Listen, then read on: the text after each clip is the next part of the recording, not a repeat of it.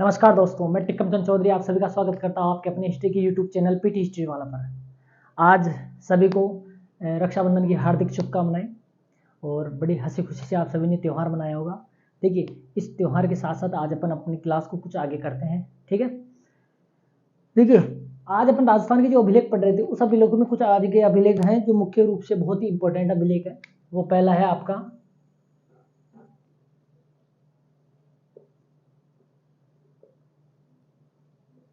बुच कला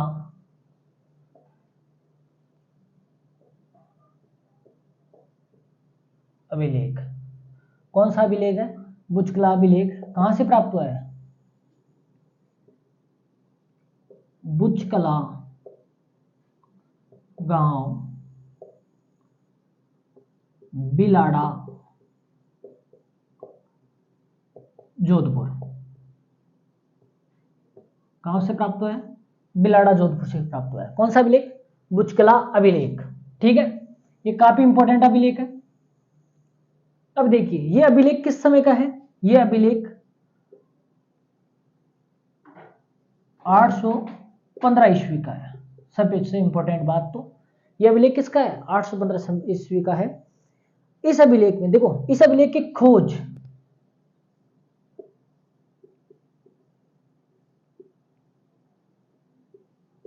ब्रह्मभट्ट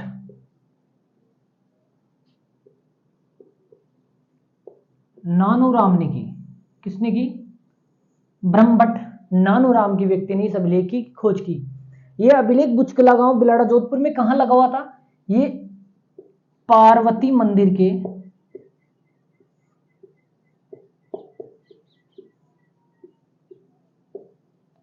सभा मंडप पर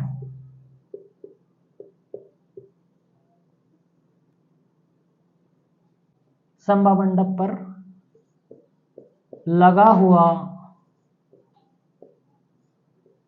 20 पंक्तियों का लेख है।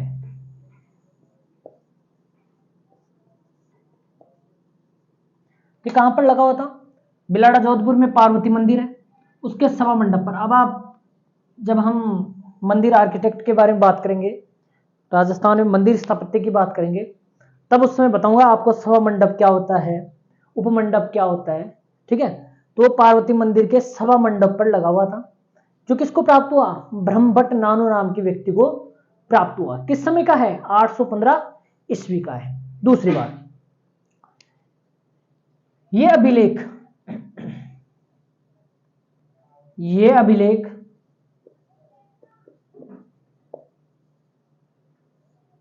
प्रतिहार शासक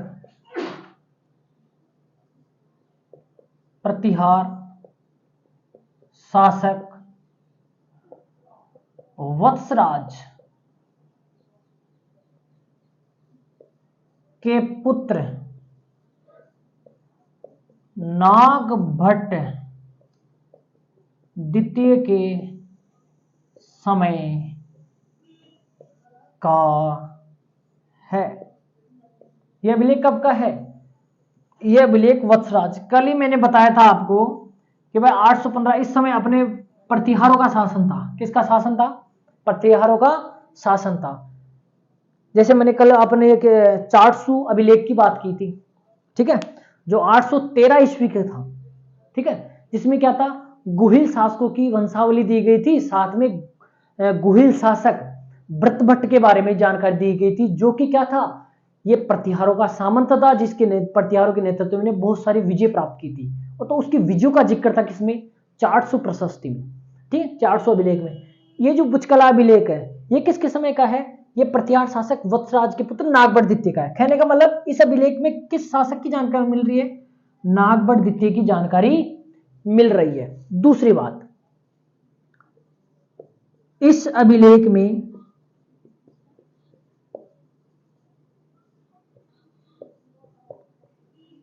नागभट्ट द्वितीय के सामंत युवक की पत्नी जाबाली द्वारा पार्वती मंदिर में मूर्ति स्थापित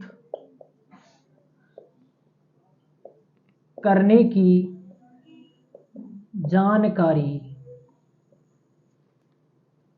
देता है।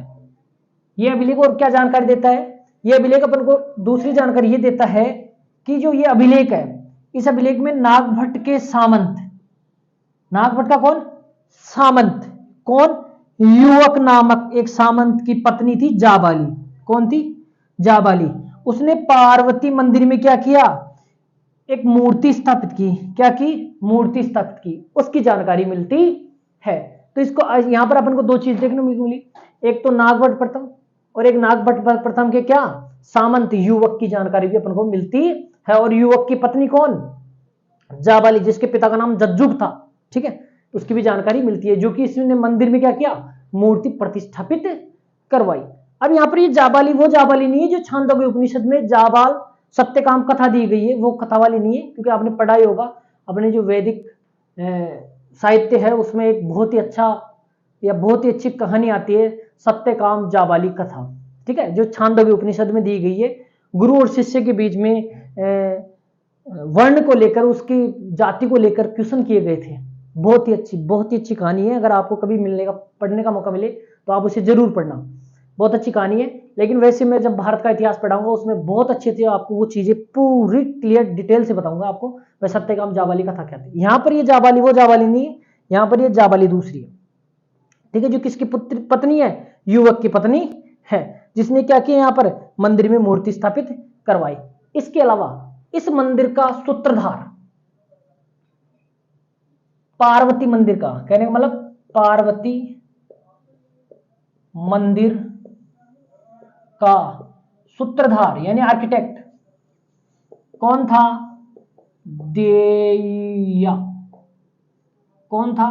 देय्या का भी उल्लेख है।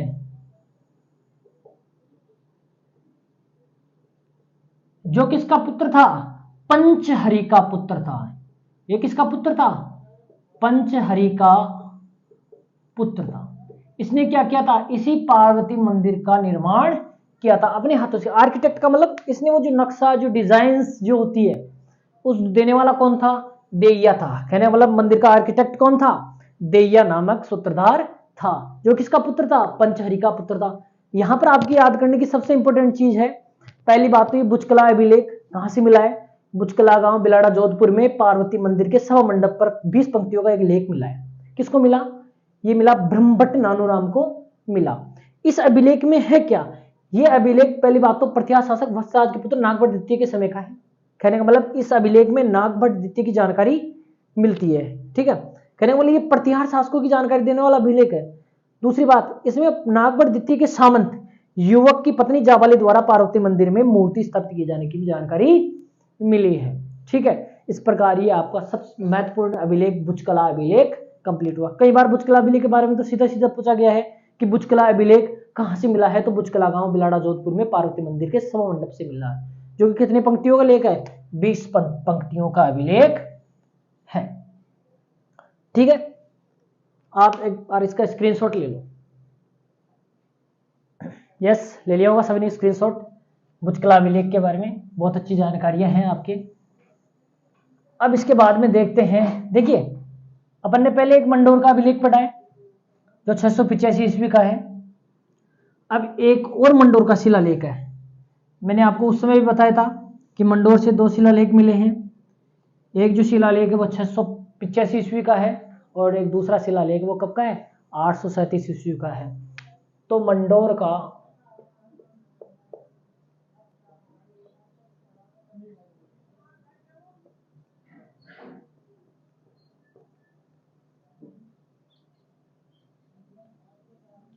का शिलालेख सेकंड नाम दे देता हूं इसको।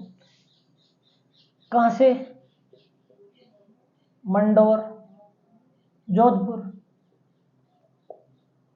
ठीक है, अब आप यहां ध्यान रखना, ये मूलतः किस समय का है? देखो ये 837 ईस्वी का है।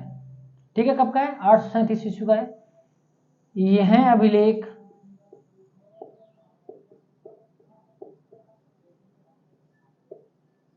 मूलतः किसमें लगा हुआ था? विष्णु मंदिर में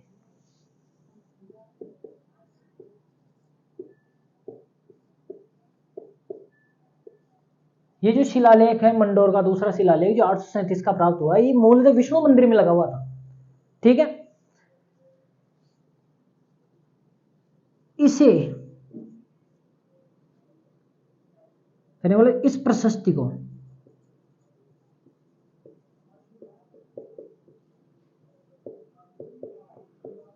प्रत्यार शासक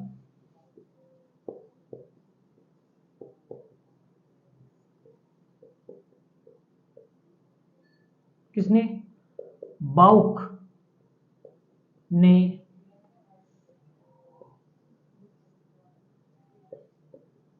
खुदवाया। इस प्रशस्ति को किसने खुदवाया था? प्रत्याग शासक थे एक बाउक, इस बाउक ने खुदवाया था। ठीक है, जब अपन जोधपुर में प्रत्यार शासकों यानी मंडोर प्रत्यारों की मंडोर शाखा के बारे में जिक्र करेंगे, ठीक है, तब अपन बाउक के बारे में पढ़ेंगे, कुक के बारे में पढ़ेंगे, उन सबके बारे में पढ़ेंगे। तो बाउक ने क्या किया? इस मंडोर का जो दूसरा शिलालेख है उसकी प्रशस्ति खुदवाई। ठीक है, अब यहां पर आप चीज ध्यान रखना, प्रशस्ति का मतलब है प्रशंसा। जिन शिलालेखों जिन अभिलेखों में किसी शासक या वंश की प्रशंसा की गई है, बढ़ा चढ़ा कर उसके बारे में कुछ कहा गया है, उसको क्या कहा जाता है? प्रशस्ति कहा जाता है। ठीक है, वो अपन बाद में डिस्कस करेंगे, क्योंकि जब अपन राज सिंह प्रशस्ति की चर्चा करेंगे तब उससे बात करेंगे। ठीक है, इस प्रशस्ति को प्रत्यार शासक बाउक ने खुदवाया था। इस कारण इसे बाउक प्रशस्ति कहते हैं। क्या कहते हैं? इसे बाउक प्रशस्ति कहते हैं। कहने का मतलब मंडोर का जो दूसरा शिलालेख है, इससे पहले मैं बता देता हूं, जो मंडोर का एक शिलालेख था वो कब का था? वो था 685 ईस्वी का था। ठीक है, उसमें क्या जानकारी मिलती है? उसमें विष्णु और शिव पूजा की जानकारी मिलती है, वह शिव पूजा की जानकारी मिलती थी। ठीक है, मंडोर उस के आसपास के क्षेत्र में विष्णु और शिव पूजा की जानकारी मिलती थी। ठीक है, इस अभिलेख में क्या मिला है? मंडोर के शिलालेख में मंडोर 837 ईस्वी का है, जो कि विष्णु मंदिर में लगा हुआ था मूलतः, और इस प्रशस्ति को प्रत्यार शासक बाउक ने खुदवाया था। इस कारण इसे बाउक प्रशस्ति भी कहा जाता है। क्या कहा जाता है? बाउक प्रशस्ति भी कहा जाता है। तो क्वेश्चन आपसे ऐसे किया जा सकता है, बाउक प्रशस्ति जो मंडोर जोधपुर से प्राप्त हुई है वो किस समय की है? 837 ईस्वी की है, क्योंकि मंडोर से दो शिलालेख मिले हैं, एक तो 685 ईस्वी का है और ये कब का है? 837। तो आपको कंफ्यूज करने के लिए 685, क्योंकि आपने 685 भी तो पढ़ा है, तो कंफ्यूज करने के लिए दो डेट्स देगा। तो आपको जब भी पूछे बाउक प्रशस्ति कब लिखी गई, तो 837 ईस्वी में लिखी गई, और ये मूलतः किसमें लगी हुई थी? विष्णु मंदिर में लगी हुई थी। और वो वाला मंडोर अभिलेख क्या देता है? विष्णु और शिव पूजा की जानकारी देता है। ठीक है, अब देखिए इसके बाद में एक बार आप इसका स्क्रीनशॉट ले लो। यस, उतार लिया होगा सभी ने।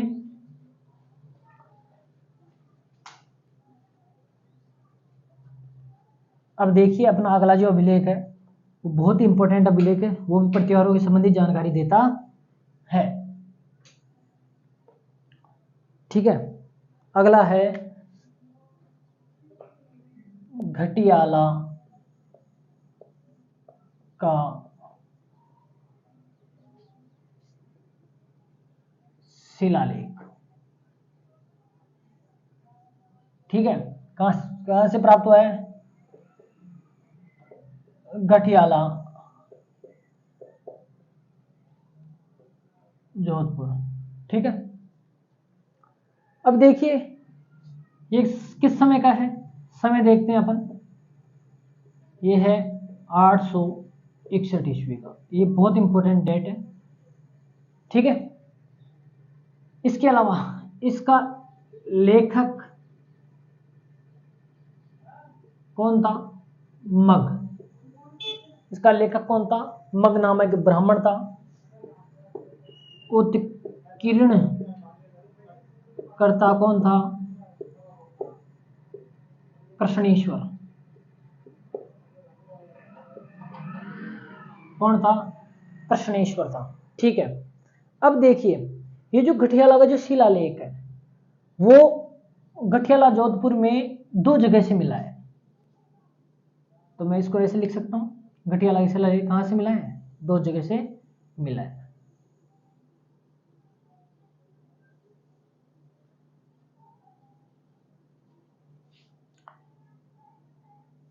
एक लेख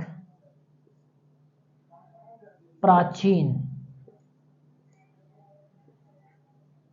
जैन मंदिर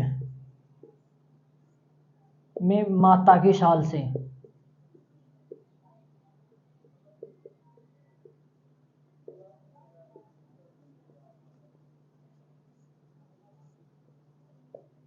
कहां से प्राप्त हुआ? एक लेख तो प्राचीन जैन मंदिर की माता की शाल से प्राप्त हुआ, जो किस भाषा में है? प्राकृत भाषा। कौन सी भाषा में है ये लेख? प्राकृत भाषा में है। इसके अलावा 4 लेख और मिले हैं जो कि एक स्तंभ पर खुदे हुए हैं, और जिस स्तंभ पर खुदे हुए हैं उस पर 4 गणेश जी की मूर्तियां भी हैं। ठीक है, तो ये जो 4 लेख खुदे हुए हैं, ये लेख 4 लेख गठियाला के पास में, यानी इसी मंदिर के पास में ये 4 लेख खाकू देवल नामक स्थान है,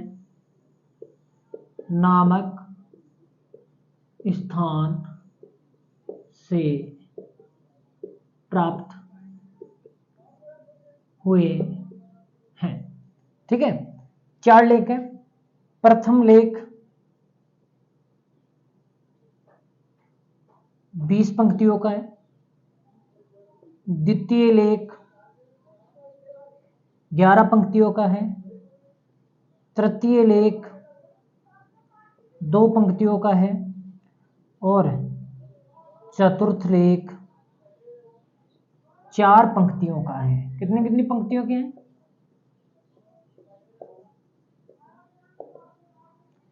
यानी प्रथम लेख, यहां से 4 लेख मिले। जो प्रथम लेख तो 20 पंक्तियों का है, द्वितीय लेख 11 पंक्तियों का है, तृतीय लेख 2 पंक्तियों का है, चतुर्थ लेख 4 पंक्तियों का है। अब यहां पर ध्यान रखना, ये जो 4 लेख मिले वो कौन सी भाषा में मिले हैं? संस्कृत भाषा में है। कौन सी भाषा में? संस्कृत भाषा में। अब आपने एक चीज नोट किया हुआ, गठियाला का शिलालेख 2 भाषाओं में मिले, प्राकृत भाषा और संस्कृत भाषा। प्राकृत भाषा वाला तो कहां से मिला है? प्राचीन जैन मंदिर की माता की शाल से मिला है। बल्कि संस्कृत भाषा वाले कहां से मिले हैं? 4 लेख खाकू देवल नामक स्थान से मिले हैं, जो कि प्रथम लेख तो कितनी पंक्तियों का है? 20 पंक्तियों का है, द्वितीय लेख 11 पंक्तियों का है, और तृतीय लेख 2 पंक्तियों का, और चतुर्थ लेख 4 पंक्तियों का है। जो ये प्रथम लेख है, ये प्रथम लेख इस अभिलेख की प्रतिकृति है। कहने का मतलब इस अभिलेख की कॉपी की गई है संस्कृत में। ये प्रथम लेख है ना 20 पंक्तियों का, वो माता की शाल से मिले प्राकृत भाषा के अभिलेख की क्या है? कॉपी है। क्या है? कॉपी की गई है। कहने का मतलब उसकी प्रतिकृति उतारी गई है। यही जो इसमें लिखा हुआ है 20 पंक्तियों में, वो ही प्राकृत में लिखा हुआ है। प्राकृत का ही संस्कृत में ट्रांसलेट करके यहां पर लिखा गया है।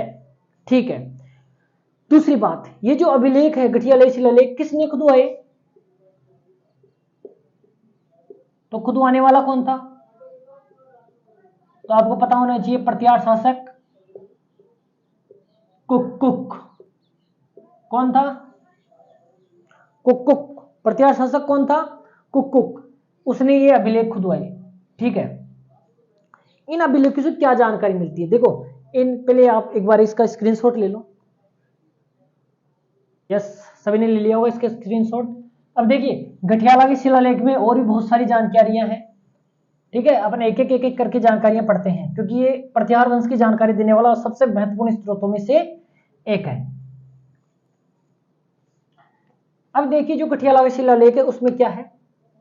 पहली बात तो ये कुक्कुक ने खुदवाया था, तो इस अभिलेख में हरिश्चंद्र से लेकर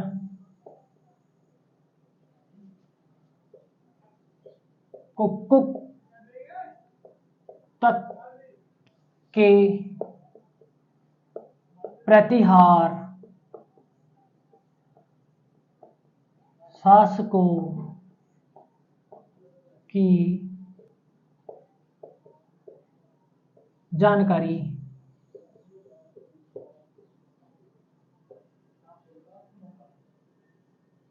मिलती है। इस अभिलेख में क्या है, इसमें हरिश्चंद्र जिसे रोहिलिद्दी भी कहा गया है, इसका दूसरा नाम क्या दिया गया है, रोहिलिद्दी।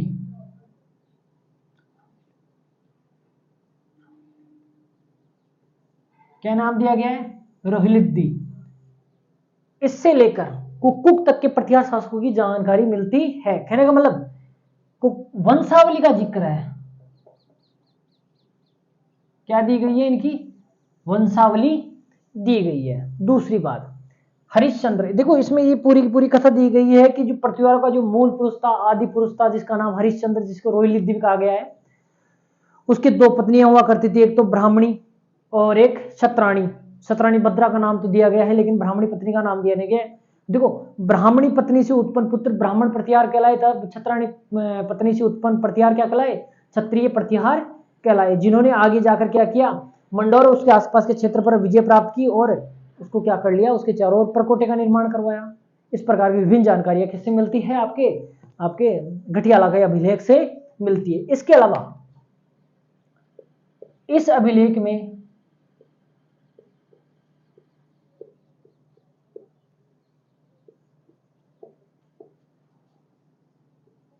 कुक्कुट की प्रसिद्धि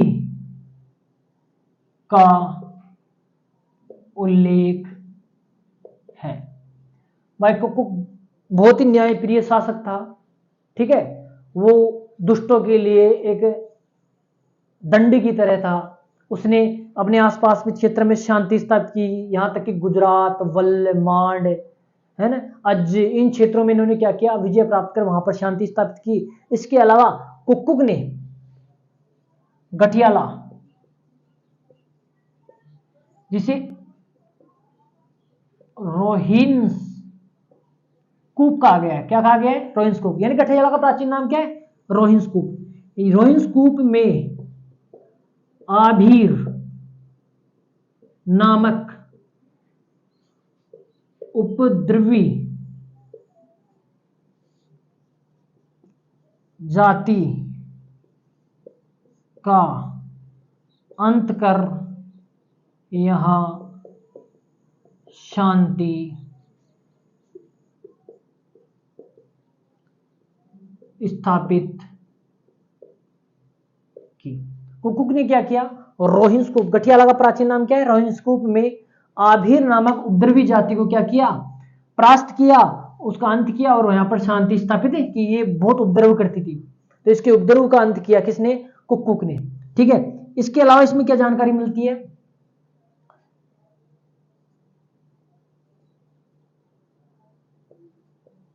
इस अभिलेख में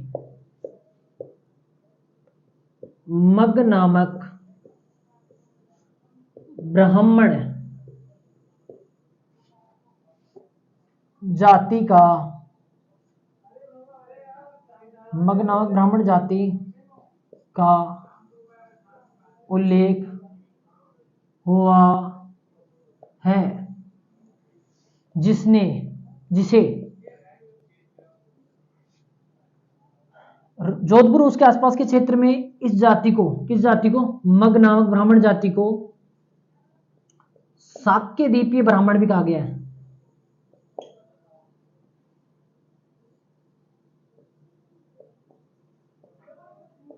ब्राह्मण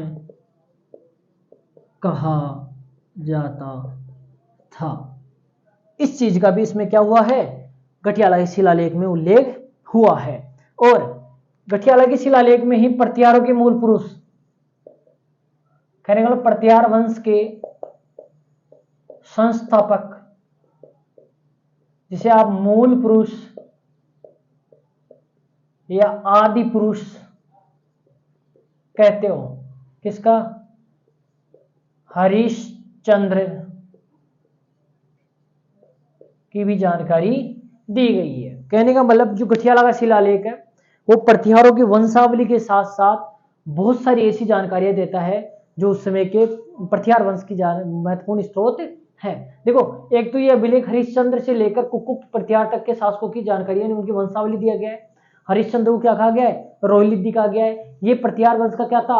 आदि पुरुष, मूल पुरुष या संस्थापक था। इसी की 4 पुत्रों ने फिर आगे जाकर क्या किया? प्रतिहार वंश को अपने आगे बढ़ाया, जिन्हें भोगभट, कक, रज्जिल और दह नाम थे इनके। भोगभट, कक, रज्जिल और दह। इसी अभिलेख में कुकुक की प्रसिद्धि का उल्लेख है। भाई कुकुक एक बहुत प्रसिद्ध शासक था जिसने क्या किया? ये आसपास के क्षेत्रों में शांति स्थापित की। वो न्याय प्रिय था तथा दुष्टों के लिए एक तरह से दंड के समान था। इस चीज का भी उल्लेख किया गया है। और इसी में गठियाला को रोहिस्कूप कहा गया है। क्या कहा गया है? रोहिस्कूप कहा गया है। और उसमें कहा गया है कि यहाँ पर आभीर नामक उपद्रवी जाति थी जिसका अंत किया किसने? कुकुक ने अंत कर यहाँ पर शांति स्थापित की। इसके अलावा कुकुक ने गठियाला में और एक अभिलेख और विजय स्तंभ का निर्माण करवाया। कुकुक ने गठियाला में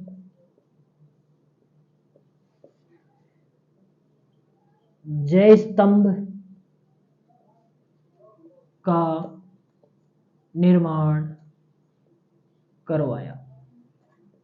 किसका निर्माण करवाया? जय स्तंभ का निर्माण करवाया, जिस पर भी कुछ लेख लिखे हुए हैं। इसके अलावा कुकुक ने मंडोर में भी एक अभिलेख का निर्माण करवाया। इस प्रकार विभिन्न प्रकार की जानकारियां किससे मिलती है अपन को? गठियाला के अभिलेख से मिलती है। ठीक है, आप इसका स्क्रीनशॉट ले लें। अब देखिए, अपन ने जो अभी तक जो अभिलेख पढ़े हैं, तो आप उन अभिलेखों की आप एक शॉर्ट लिस्ट में आप पूरे के पूरे अभिलेखों को क्या करोगे? अभिलेख और किस समय का है उनकी एक सारणी बनाओ।